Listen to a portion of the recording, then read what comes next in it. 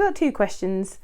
First of all, to myself, can I do a second video without editing it in no, obviously cleaning off. I have two questions. One is, how could you possibly start a Read What You Own challenge without going on a huge book shopping spree? I couldn't, and I'm going to show you the books that I've bought before starting my Read What You Own challenge. And the second one is, can I get a second video out in the space of a week which doesn't need editing? I'm Jack, this is Spread Book Joy, and welcome to my channel. I'm going to be doing a book haul essentially, but it's a book haul with a purpose, because I'm going to talk to you a bit about the reasons I bought the books, the booktube meetup that I went to, because I met a load of UK booktubers and we had a lovely couple of days in Bath and Bristol. And so I'm going to talk to you a bit about that while I talk to you about the books that I bought. And I'm also going to talk to you a bit about my Read What You Own challenge. I'm not going to go through all of my personal rules or caveats around Read What You Own, because I did a video last year and I'm going to follow the same process. So if you want to know what my exceptions are for Read What You Own, how I'm approaching it, because I'm not someone who does numbers. I don't sort of count. I don't want to count the books I read. I do count them in a sense that at the end of the year I kind of see how many I've read, but I don't do it throughout the year. I don't have a reading goal. But I'm going to leave my video where I explained all this from last year in the description box below. So if you want to know more, you can check that video out. So the UK Booktube meetup was a 2-day affair for the first time since we've been doing it. I've been doing it for about 3 years, and I didn't get to go to the last one, which was in London earlier in the year. I went to the one I went to previously was in York, and I stayed overnight because I live in Devon, which is a complete opposite end of the country. So I had to stay overnight, which was lovely because I got to spend time with people and have a lovely evening meal, and it was just fun. So this year it was Bath and Bristol, and I'm not far from those because I'm in the southwest, and that's the southwest of England as well. So a few of us decided to get an apartment together and go on the Friday, so that we were all sort of met up and had a nice evening together. And then Saturday morning we just walked round to Waterstones, which was the meeting point. And Katie organised the Bath day. Katie Lumsden from Books and Things organises all of these things wonderfully. She's amazing. I'm just so in awe of how she gets everyone together, and she organises such lovely days out for us all.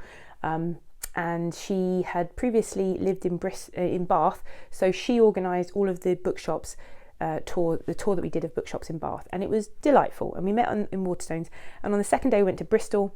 Ben from Ben Reads Good, he knows Bristol really well, so he organised the bookshop tour in Bristol, and he's just Ben's so lovely. Like, all of the people that I met, they're all just wonderful, and I've met them all several times now, and some people I met for the first time, and that was great as well. So we had a really fun day, and yeah, it was good fun. I'm not gonna leave a lot of pictures on here because I don't have a huge amount of pictures. I will intersperse some maybe, but that would require some editing. But if you really want to know who was there, what the day was like, some people vlogged. I don't tend to vlog on these things. I tend to just enjoy the day. So if you want to check out the day, Katie from Books and Things has a vlog up. Gareth from Book Songs and Other Magic has a vlog up, and I will link those in the description box below. So you can go and check out like pictures from the day and what we did, and you'll see us all in there. So it was good fun. We met at Waterstones, but before that, one thing that we did do that was really special was me and some of my closest booktube friends. They're friends in real life as well. I speak to them pretty much every day. We went to see our friend Alice's memorial bench, which is in Bath, and we left a book for someone to enjoy. We left an Agatha Christie book, and we left a note on it. So hopefully someone has picked that up.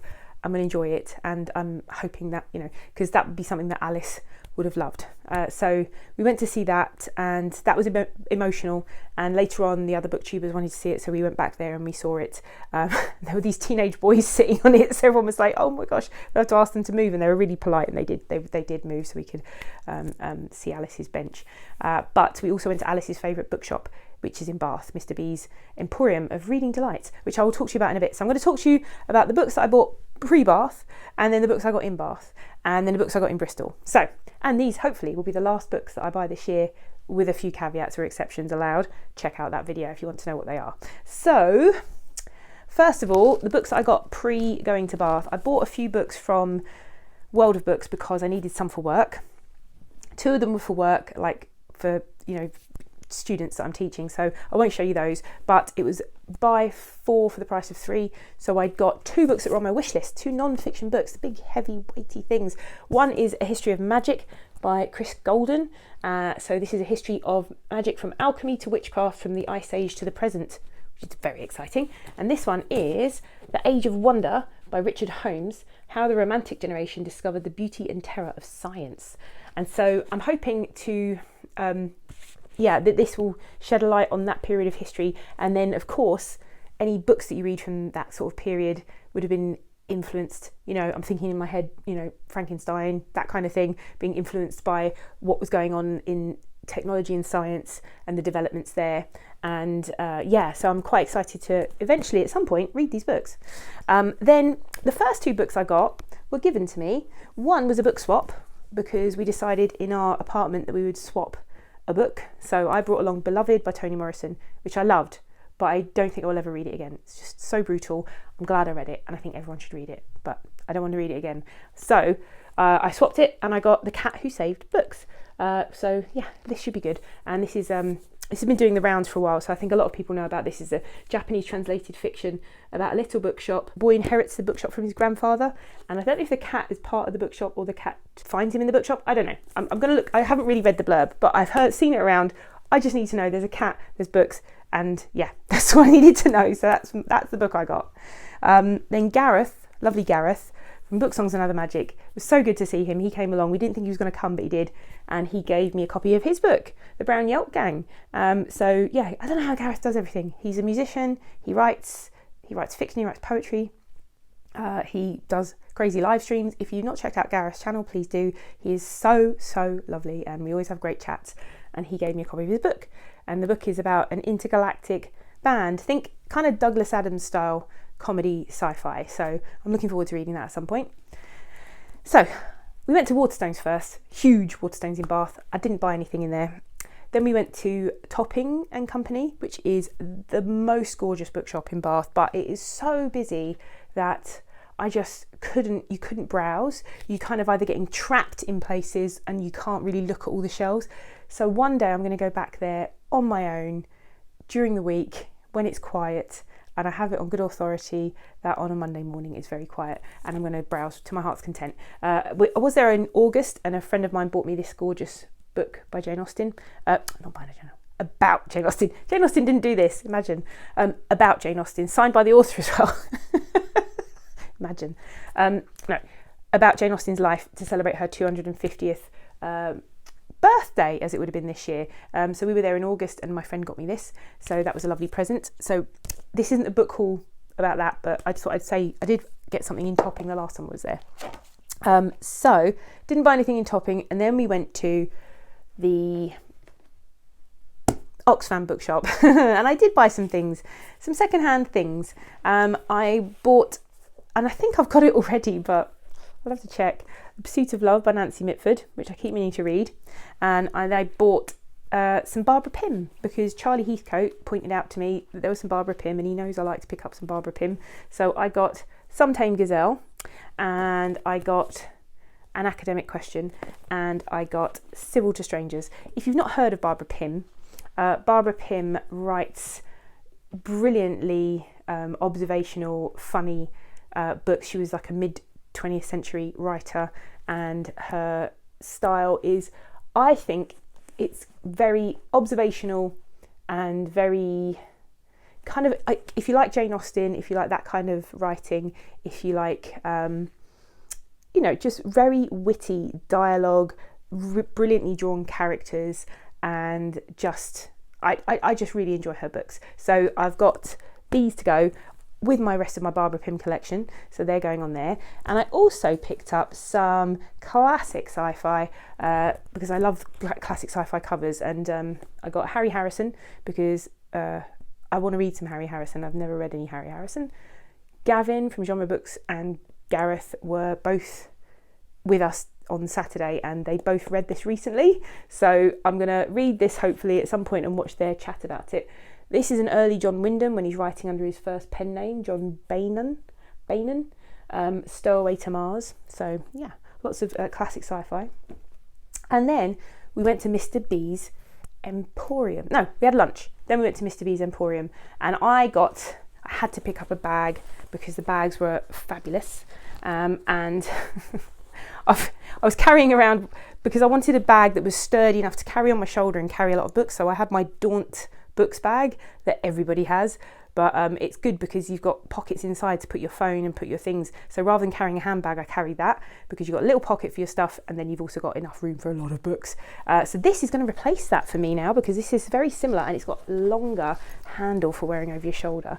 But it's let me just see if you can see Mr. B's Emporium of Reading Delights, and it's got a zip pocket on the inside, so even better than the Daunt one. So this is going to be replacing my Daunt bag for when I go to carry a load of heavy things around with me. And I got a book. I was determined. I thought I wasn't going out with a complete plan of what I wanted to buy.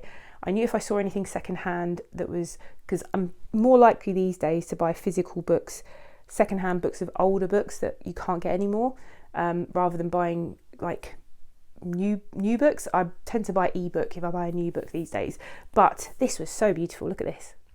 It's called The Foot on the Crown, and it is by someone called Christopher Fowler, and it was his remarkable last novel, which tells me he was like a very well regarded and well thought of author who I've never heard of. And it's because I think he wrote crime fiction, and I do read crime fiction, but I'm not a crime fiction like genre, that's not one of my big genres. So The Foot on the Crown sounded so fascinating as well, so I picked it up, and it's about that period between the Romans leaving, the Dark Ages basically. So it's like an imagining of what London was like in that period of history that we know nothing about.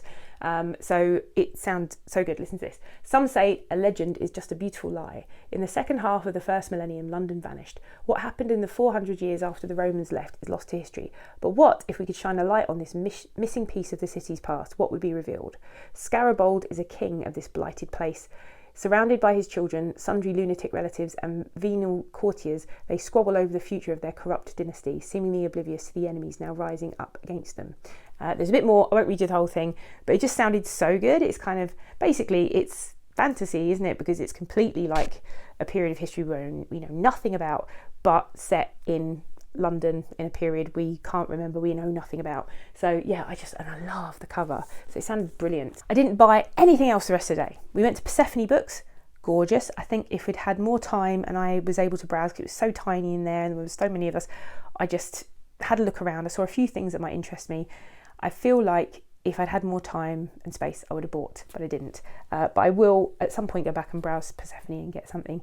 And then we went to a shop called the Bath Old Books, which was an antiquarian bookshop, and the woman in there was absolutely lovely. I didn't get anything though. Then we went the next day to Bristol.